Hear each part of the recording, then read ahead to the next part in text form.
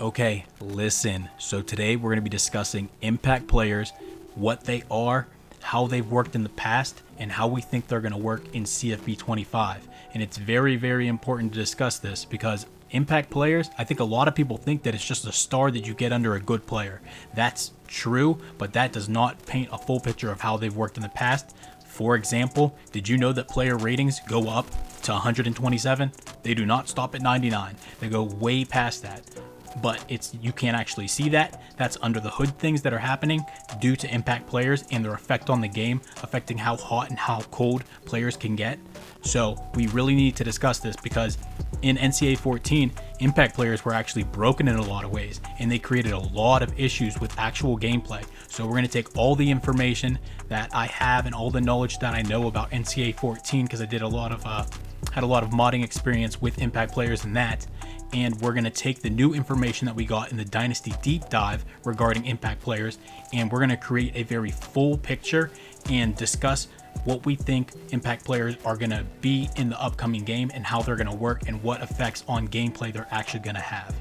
Okay, so first, I think it's just going to be important to go over what impact players are. You might know a lot of this stuff that I'm about to say, but I can pretty much guarantee you I'm going to be telling most people some stuff that they don't understand or didn't actually realize was being affected by impact players in NCAA 14. So in NCAA 14, you had 2 impact players on each side of the ball for every team. So 2 on offense, 2 on defense. On defense, it could be any player. On offense, it was almost always a non-skill position. It could be an offensive lineman, but only if they actually got the ball. It was heavily skewed towards getting like actual offensive stats. So one of the big things about impact players was that they affected how quickly your players got hot. So when players get hot, that's whenever they start getting the ratings boost, right? They talk about it as the composure system. Romeo, chill. No, fucking chill. Sorry. But yeah, so it affects how quickly your players get hot. And when your players get hot, the ratings get boosted. And so the thing that was really broken about that in NCAA 14 was the fact that a lot of the times quarterbacks were impact players. And when quarterbacks were impact players, they'd get hot and they'd get these big ratings boosts. It made it really tough to create slider sets that were uniform, that had players play to their ratings when they were not hot and still play to their play to a realistic level when they were hot, because the boost that they got was so out of control. So in a lot of ways, you're hearing me talk about impact players being tied into this composure system, or being tied into this hot and cold player system, and they're impossible to separate in a lot of ways. At least that's how it worked in NCAA 14, and we need to have this understanding before we look at how we think they might work in CFB 25, because that's our only data point. We have no other knowledge, right? They give us a brief little article, but it's not telling us how they actually affect gameplay. So that's what we'll get into now. Whoops, just realized that in that previous part I said that it was only non-skill positions. Obviously I meant it was only skill positions on offense that became impact players.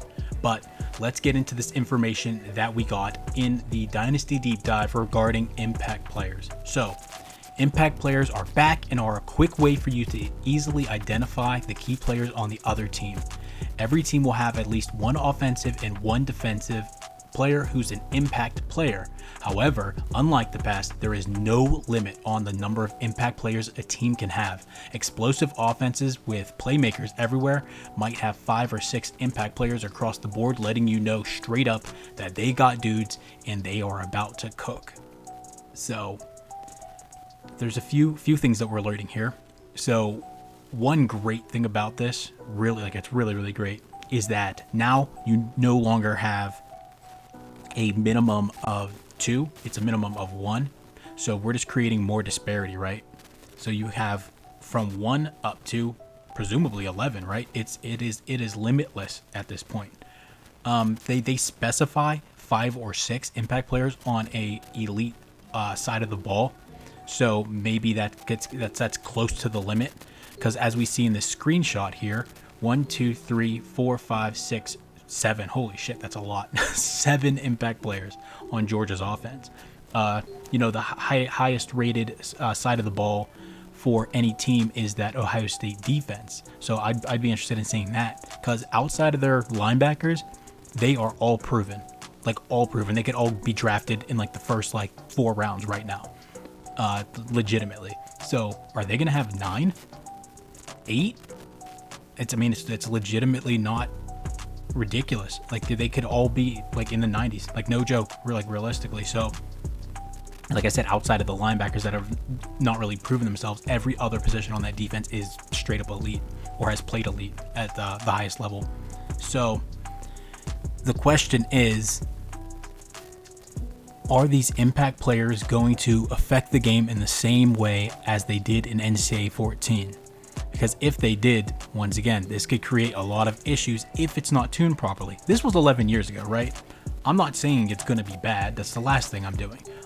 What I'm saying is comparing the information that we have, right, the knowledge that we have from NCAA 14 and how it did work, and saying, okay, if that's how it still works, what do we have on our hands? Hopefully, it's, in a perfect world, everything is just tuned properly, and we have no issues whatsoever with this. But they do say here that it's a quick way for you to easily identify the key players on the other team. And that is 100% not how it worked in NCAA 14, in the sense that it wasn't just an identifier, right? If that's the case, maybe that's the case in this game. We don't know that yet, but I would doubt it just because you're having the same exact icon, right? The star that's underneath the players. But the reasoning that it could be completely different and could just be based upon overall. Say, for example, it's once you hit a 90 overall as a player, then maybe you just get the star, because here we have offensive linemen now that can be impact players, and that wasn't the case before, right? Unless that offensive lineman was getting a bunch of stats, you were playing them out of their position and they were accumulating offensive stats, they could not be an impact player in NCAA 14. So it could be that. We just don't know. Like I said, this is just a forum for us to open up the discussion and try to figure out, using all the information and the data that we have, to see how do we think it's going to work.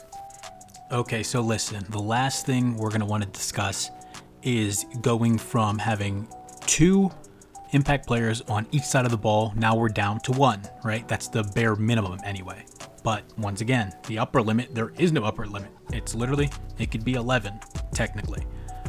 So what is that going to do to the actual gameplay is the question we have to ask ourselves. And if impact players are affecting the game in the same way that they did in NCAA 14, that's going to have a massive impact on the gameplay, because once again, impact players, they heat up a lot quicker and they get cold a lot slower, and they recover from being cold a lot quicker. So those players are legitimately just better. A player that is a 90 overall that's not an impact player is going to be much worse than a player that is a 90 overall that is an impact player.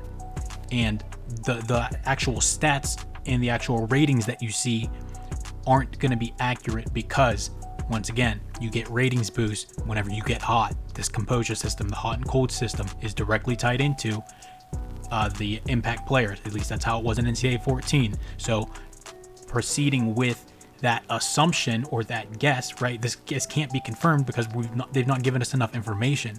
But if that's the case, that's going to have a massive impact. Georgia, who's already going to have very, very highly rated players, but now those players also are going to be getting boost much easier to those ratings in game. So whenever you go up against a team that's like a 70 overall with a single impact player, they're gonna roll them. Like it's creating so much more variance. The distance from the worst teams to the best teams, if these impact players are working the same way that they did in terms of their effect on gameplay in NCAA 14, it's going to be brutal. It's going to be brutal to be a bad team going up against these teams that have a ton of impact players. And that's, once again, that's just regardless of the actual ratings of the players. Just having those players being labeled as impact players is a massive boost for that team. And it's just going to be tough to go up against those teams. It really, really is. Okay, so I think we went over everything. Yeah, I'm pretty sure we went over everything. So I think we actually had a pretty quick video, and I needed a quick one because I'm pretty sure the next one I'm going to be doing is the recruiting one. And if you guys saw and actually read that full Dynasty Deep Dive, there is a lot of information for recruiting / transfer portal. I'm doing them at the same time because, if you know, they're basically the same thing, right? You're recruiting players. The only difference is when you're recruiting players, that are already in the game. I've already played games. But the systems are very similar, very intertwined. So I'll be doing that all in one video. So yeah, I think that one's next. Hopefully this one wasn't that long, but listen, if you're here, I need you to look down there. $0. It costs $0 to press that little like button. Also subscribe and shit like that. And just tell me what you guys think about impact players. Tell me if you think I'm tripping, but we have no reason to believe that impact players are going to work in any other way than that they're going to have this impact on getting hot and cold and being intertwined with the composure system. That's just how it was. That's how it was in NCAA 14 and even prior. And they're bringing back the same feature. The same feature has the same icons. Like I said, we can only operate with the data points that we have, and that's what we know from the past. So, but yeah, definitely comment if you think I'm like my theory's correct or incorrect, or what you think it is. If you think I'm just tripping and you think it's just like they said, they say you can easily identify the key players on the other team. Do you think it's just an indicator? It just means that's a highly rated player and that's all the stars mean? That's silly, especially when in the past we've had it actually have gameplay effects. So we'll see. Like, it's impossible to know right now, but we will see, and very soon actually. But yeah, I appreciate you for watching. Click that fucking like button, and I'm gonna see you guys very soon, probably very, very soon, with the recruiting and transfer video. So later.